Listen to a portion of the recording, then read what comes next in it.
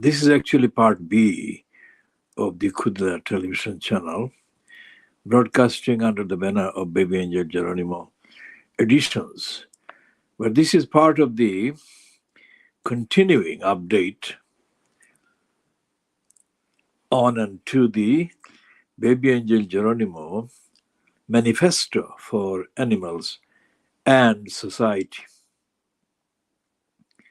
This is obviously connected with the topical as well as the contextual events in the United Kingdom. The state of the United Kingdom is in a bad way, as if that were a fantasy statement. It is not. On page 12 of the Rupert Murdoch owned and controlled Times newspaper, it is celebrating the criminal, warmonger, racist David Cameron as he is loving it. Cameron rebels in life on the front line. Well, Cameron rebels in life on the front line, they say. Former Prime Minister is glad to have parted ways with the private sector. George Grills and Stephen Swinford write.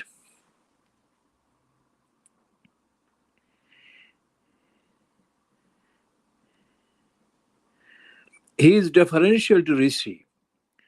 There is a bond. Rishi can trust him to just get on with the job. Now, Cameron, when he got installed at number 10 Downing Street in May 2010, he made one of the very first appearances in the Commercial Street, Toynbee Hall in Commercial Street in the London Borough of Tower Hamlets. And in that appearance, the criminal condemned in no uncertain terms the people in poverty, and he condemned people who oppose racism. Throughout his period in the front, as the fronter of the regime, Cameron, the criminal, regularly, brazenly insulted the leader of the opposition, Jeremy Corbyn.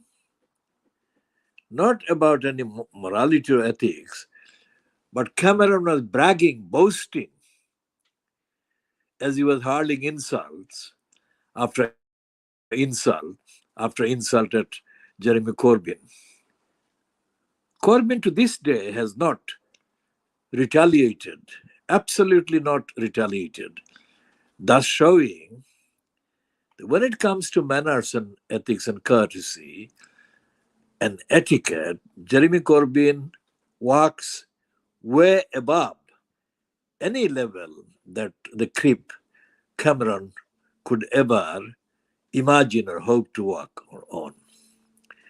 One of the things that the racist Cameron did after the appearance at Toynbee Hall was, of course, to go to Nuremberg in Germany.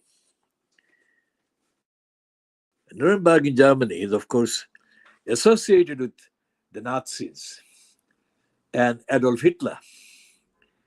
And from Nuremberg, this racist criminal made a speech against people coming from other parts of the world other than Europe. So he was symbolically celebrating the Nazis' racist platform to mount an attack, a racist attack on people in the United Kingdom. And the other thing he did was ridicule Jeremy Corbyn for visiting Calais in France and for meeting some of the most traumatized seekers of asylum and refuge. This is the depth of absolute evilness that Cameron personifies. And here is the Times celebrating the shit and saying he's loving it. Fuck Cameron.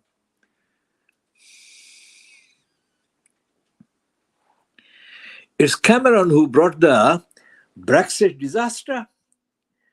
It's Cameron who actually gave a lot of kudos to the racist criminal, nasty Nigel Farage, and the Brexiteers. Until Cameron actually conceded to the racists, the idea of Brexit was a very minority event. It was Cameron who gave it particular importance by resigning on a so-called principle. The shit has no principle at all. But he was doing a completely, absolutely immoral, unprincipled thing because racists mounted series of attacks on Muslims in particular, on the day after the Brexit referendum result in 2016. And everyone who knows about the actual motivation for the particular small but factually recognized and recognizable majority for Brexit knows that the actual motivation was to follow Donald Trump in the crusade against the Muslims. And Cameron loving it, what does it mean? It means that Cameron is doing what Rishi Sunak could not do, because as Private Lies Ian Pissoff has said, Rishi Sunak hasn't got any politics in him. That is to say, he hasn't got any practice of doing politics in comparison with, say, Liz Truss and, say, Boris Johnson. Now, Cameron actually is threatening the Houthis, threatening other people that are opposing the genocidist assaults on the Palestinians by the Zionist state of Israel. That's what Cameron is loving doing.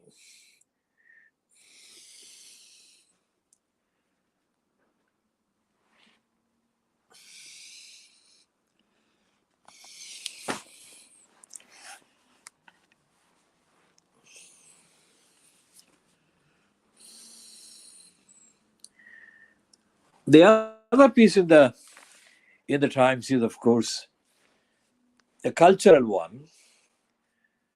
It says, glittering life came with a price, admits Hefner widow. Now, this is a piece based on the alleged book written by the widow of the pornographer, Hugh Hefner, Crystal Hefner. And Crystal Hefner says that during her marriage to Hugh Hefner, who died aged 91, she had to actually take part in degrading sexual activities with him and other people together.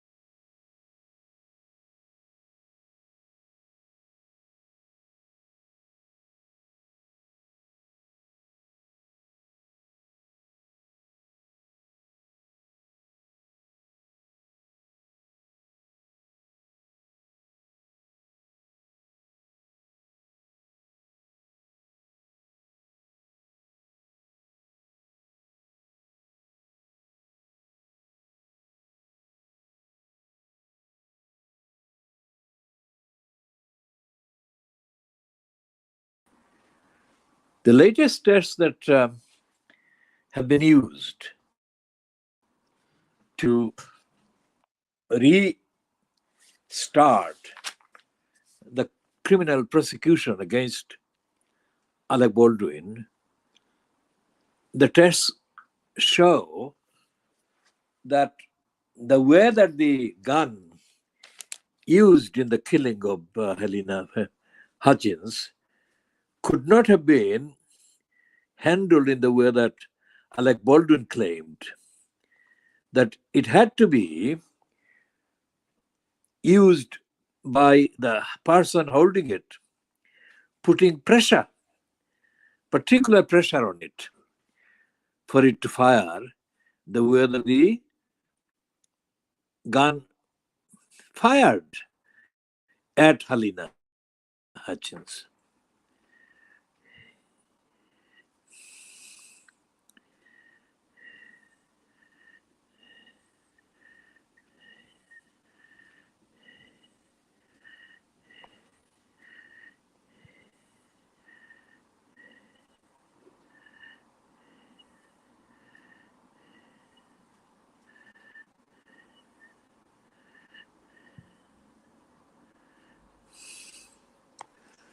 And they're saying that he has found it harder to find jobs, work. And his $19 million property in the Hamptons is on the market. That is showing his lack of income.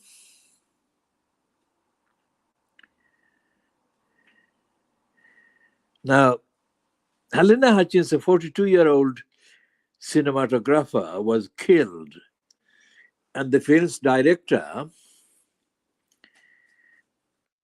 Joel Souza, was injured.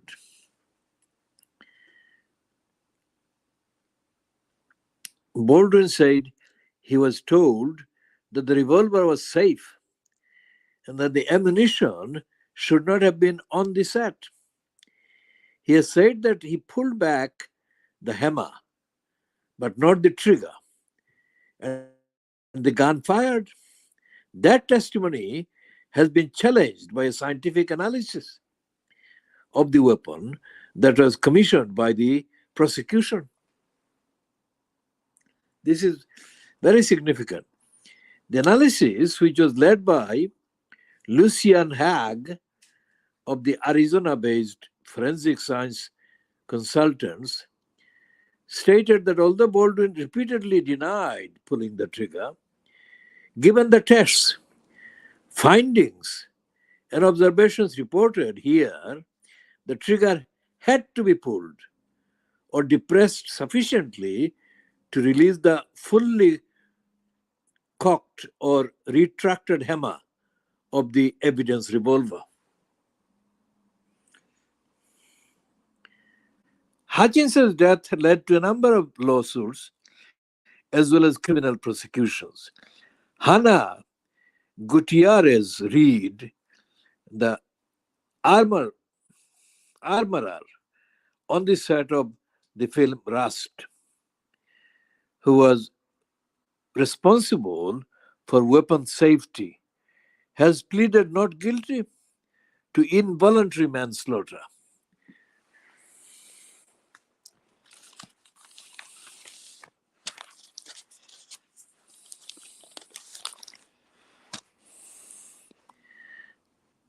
And tampering with evidence. Her trial is due to begin in February.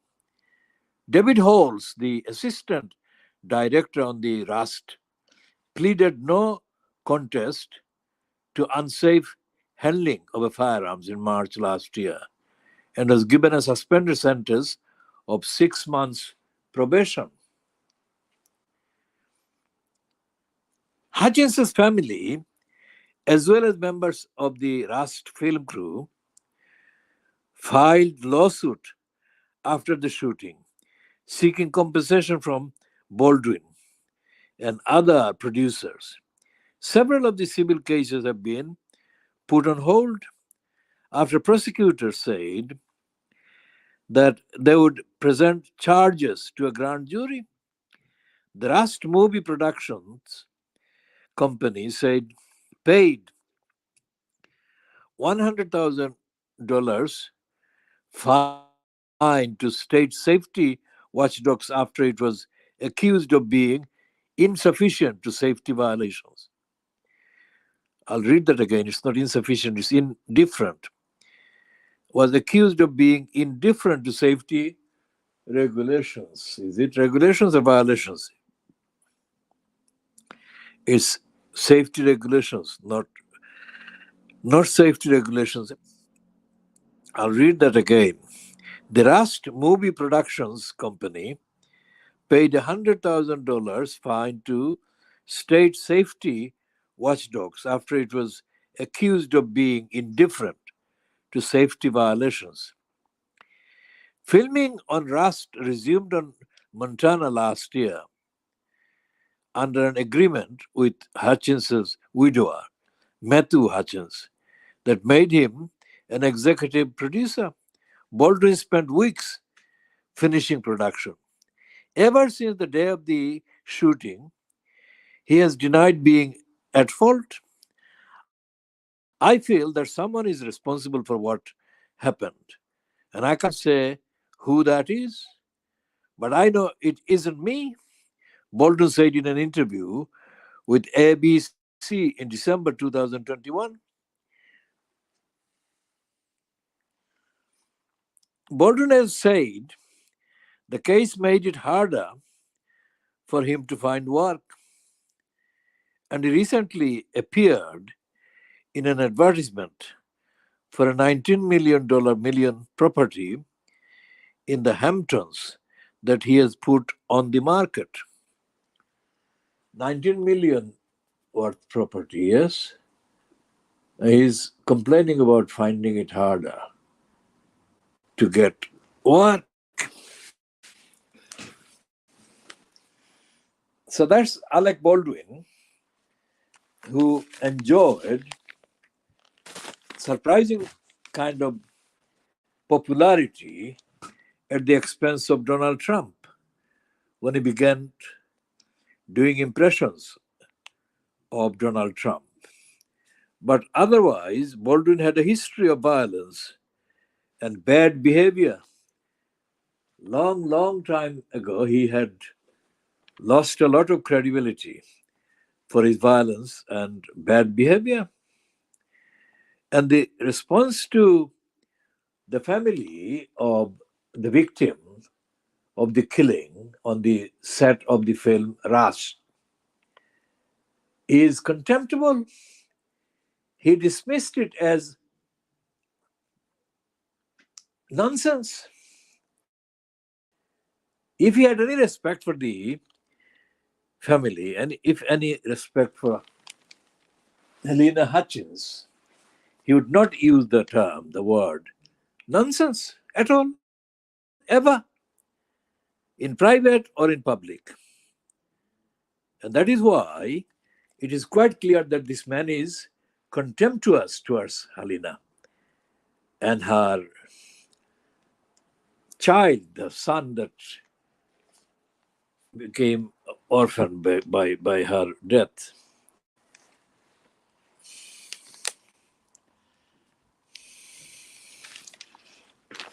Now, the story of the victims of the post office scandal continues.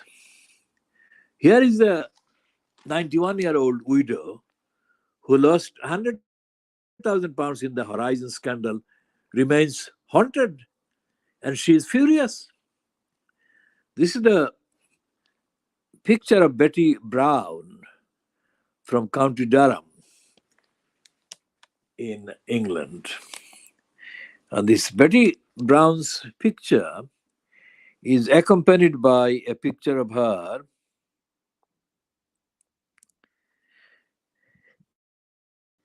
with then Prince Brian on the B3 day in 2015.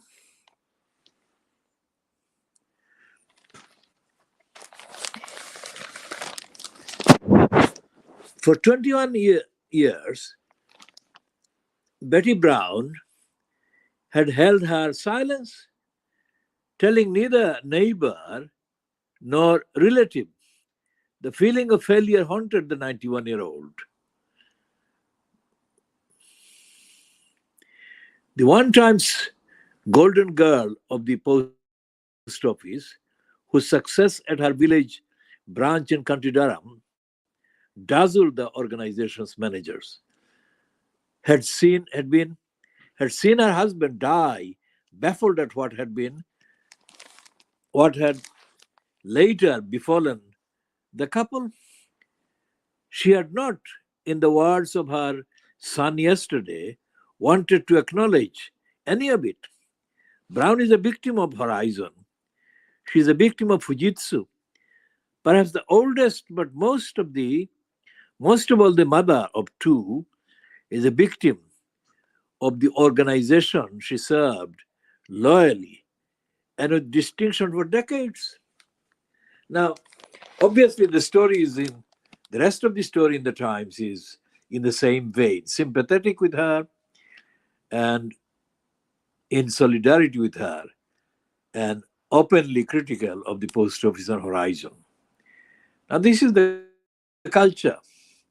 This is the culture of complicity that has dominated the media, including the Times, and the Parliament in Britain, as well as successive governments that have allowed the harassment of innocent people and the destruction of their lives by criminal behaviors in control of the executive aspects of the post office for decades.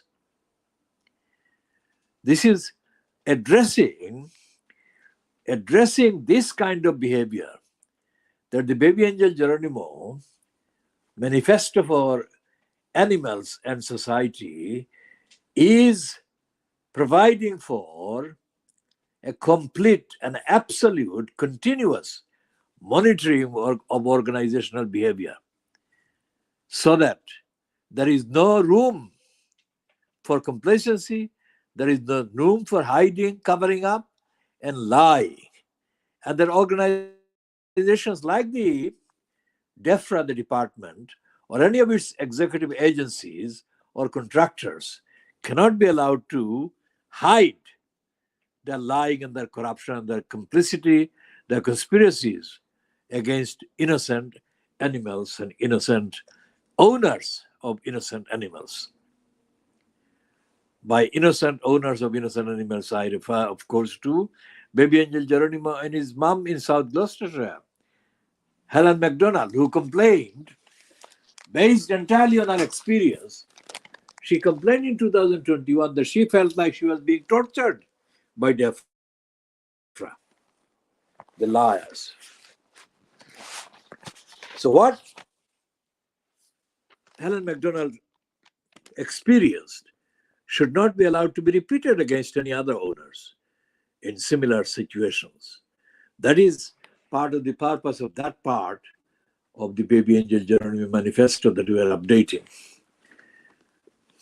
Now there is another piece which is next to the item about the 91-year-old, which is headed, Fujitsu boss admits vital evidence was misleading. Can you believe that? Can you believe that coming from DEFRA? Because if Fujitsu can admit that vital evidence was misleading, then it was happening in other places as well. And of course, nowhere more acutely, more objectionably than in the case of the DEFRA harassment of baby angel Geronimo. When David Cameron actually condemned Jeremy Corbyn for going to Calais and meeting some asylum seekers or some migrants, whatever he used, whatever condemning words Cameron used, what he was doing was showing superiority and entitlement, and he was, as he was condemning somebody who was showing care for the people put in the most serious, distressing circumstances.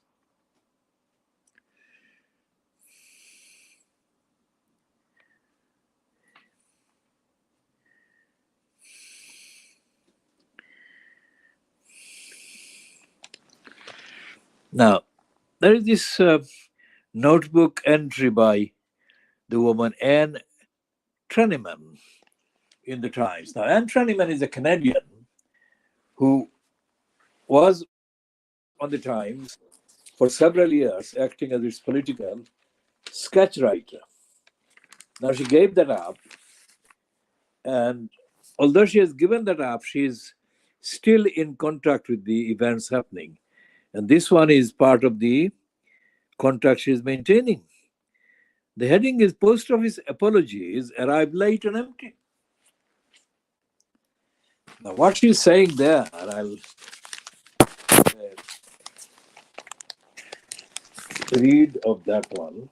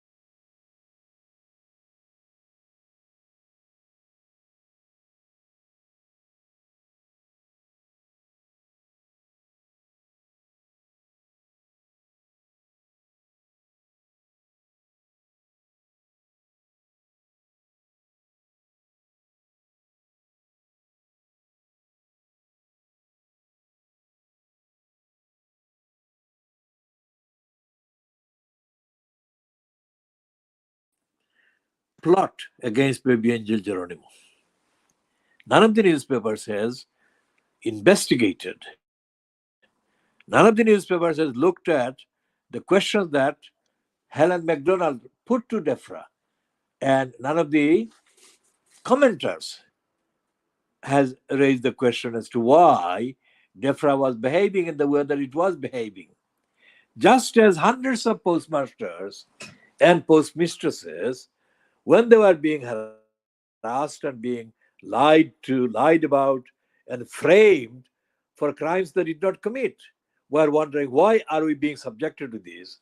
So was Helen MacDonald wondering the question, wondering why was she being disbelieved, why was the most innocent, perfect baby angel Geronimo was being harassed and treated as being infected when he wasn't. And none of the newspapers raised the question. So when in 2009, the Computer Weekly actually first reported about the Horizon computer system and published the facts at that time as they found it of what the problems the postmasters and postmistresses were being caused by the faulty system, none of the Fleet Street newspapers actually bothered to follow up. Not even the Private Live fronted by Jan Pisoff. Jan Pisoff referred in the current issue of Private Lie.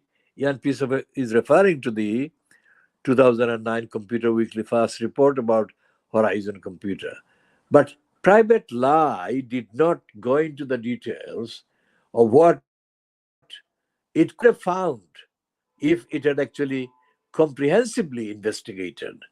It did investigate compared to the other publications, and the investigation is the result of the investigation by Private Eye, which carried out the investigation later, are accessible online as well. But despite the fact that the Private Lie has been boasting that the real condemnation of the post office bureaucrats and the Horizon and of Fujitsu by the judge in the High Court was actually something that was an imitation, a copy Private Lie has in fact asserted of what Private Lie had said, but it's a lie because all the legal or law based or law pretending pieces that are run by Private Lie are absolutely stargit, stupid, and they are written by some kind of sinister individual who must have got Private Lie under a contract to not let the facts be published properly of any case that the whoever it is that writes. And so therefore the mention of the Horizon computer, the mention of the prosecution of innocent postmasters and mistresses, those mentioned did occur in the Private Lie over the last many years. But those mentions put together did never amount to the kind of scandal that has been the subject of UK wide debate and discussion after the private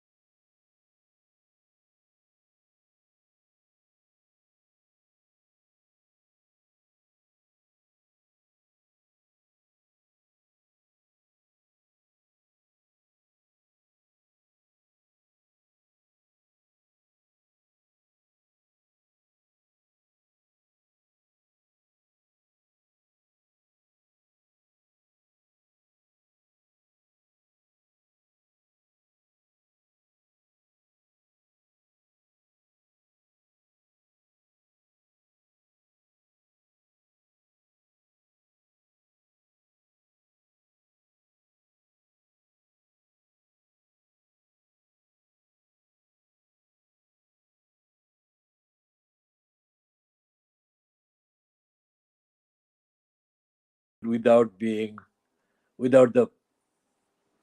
scandal creators being held to account, being caught up. That private law is actually now criticizing is practiced by private law itself.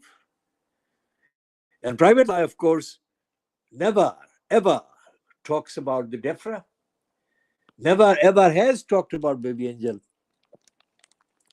Geronimo in relation to the harassment of baby angel Geronimo, the conspiracy against baby angel Geronimo by the criminals of DEFRA. So therefore, it is this particular dramatization by ITV that has been the real point of departure from the status quo of silence and cover up and pretension that everything is okay. All the bureaucracies, big corporations, big watchdogs, etc., and the big registered charities in the United Kingdom are one way or the other complicit with the culture fronted by the UK government, the culture fronted by the UK Parliament, the culture fronted by the media.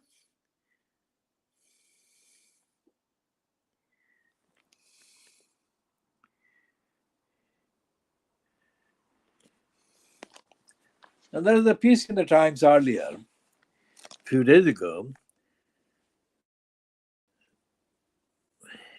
well, yesterday actually, which says the new head of the Ofsted says the behavior of pupils at some schools is so unruly that there are no-go areas for staff.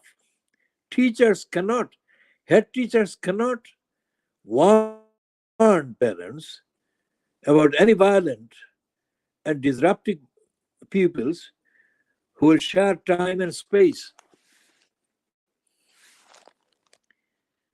with their children. They're uniquely aware of threats to the effective working of their schools. If they cannot or will not ensure the disruptive behavior does not undermine the work of their schools, they should be replaced. More importantly, the authority of a head teacher should be such that seriously troublesome pupils can be suspended until assurances concerning a child's conduct and cooperation are given. This is to be seen in contrast to the behavior of the Times, Jenny Starner, and of Catherine Balbar Singh herself against a Muslim pupil whom Balbar Singh has actually banned from having space to say the Islamic prayers in the school.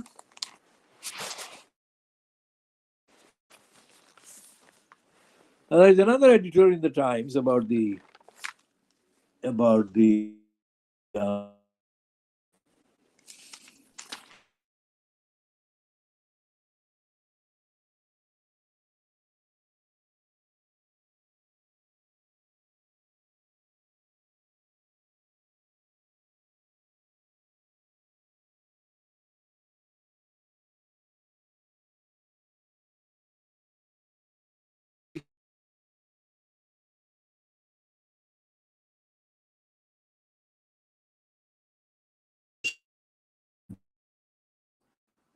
stealing cats you would have assumed had existed already, but it hadn't. And as I said about the incident in 2001, I think, in February 2001, a baby kitten, well, a big boy, but I call them kitten, all of them, was found murdered in the Bethnal Green Road outside the Tesco shop in Bethnal Green Road, very early in the morning. And the details I have already discussed. It's too distressing to go through the details again. Essentially, when I contacted the local council, Tower Hamlets as well as Hackney, two of the nearest kind of boroughs, nearest to the place where the baby was found dead, they didn't want to know. They did not want to know. So we shall be following up on the legal treatment of kidnapped kittens and dogs in due course, but that should be added to the Baby Angel Geronimo Manifesto for Animals and Society. And we shall be doing the appropriate text, scripting of the appropriate text for that part of the manifesto. Back to the point that I was making in the previous part about the Commonwealth. This is written by Satnam Sanghera. Now, Satnam Sanghera, I think he's one of those ones that grew up or comes from the background in the Caribbean, although he's of Indian origin. He's been given the platform by the racist media because he has got the name, Indian name, Hindu name, but he is a compliant sarbar of the agenda and the narrative. Although on the surface, he pretends to be critical of the empire, etc., etc. So that is the background. On the headline that is here on the two-page spread that appears under his byline, it says, "What can the Commonwealth really do?" At last I have an answer. Now, before I read his answer, remember what I said about Morarji Desai. In 1977, whether Satnam Sanghera was born or not, I was questioning then Indian Prime Minister Morarji Desai. Of course, the same week that I had actually challenged the racist scum, James Callaghan, who was Prime Minister at the time, Prime Minister of the United Kingdom. And Callaghan gave a typically racist reply to me and refused to answer my question. While Morarji Desai did not refuse to answer my question, what Morarji Desai did say amounted to his refusing to answer my question, which is that he gave a simple, tautological, idiotic utterance. And my question was, what did he, Morarji Desai, the Prime Minister of India, being asked that question by me in the India House in London, United Kingdom, what did Desai have to say about the incidents of citizens and members of the societies in Pakistan, India, and Bangladesh, three Commonwealth countries, being racistly attacked and targeted in the United Kingdom, because all these countries are members of the Commonwealth? That was my question. But Morarji Desai, being a coward, despite the propaganda line that said that he wasn't a coward, I think he was an extremely crafty coward.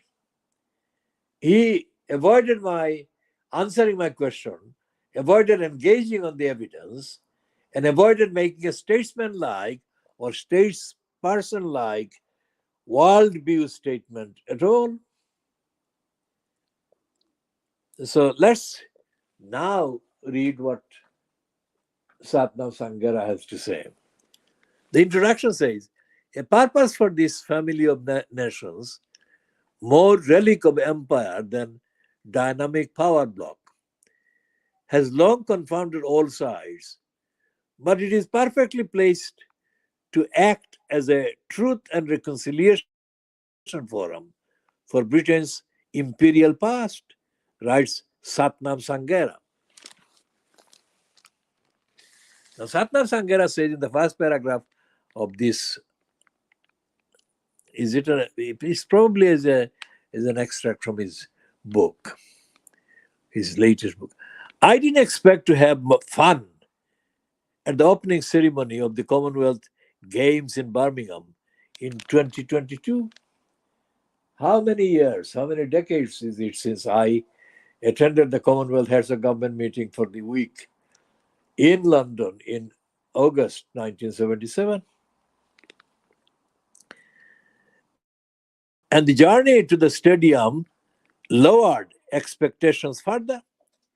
Cancellations meant it took 7 whole hours to travel by train from London to my home county of the West Midlands, giving me more time than desired to contemplate the melancholy issue of what the hell the games were for anyway.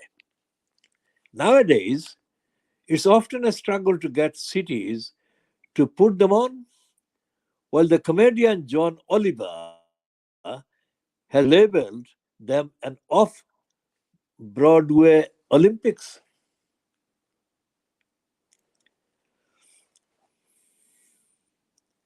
What does he mean by John Oliver?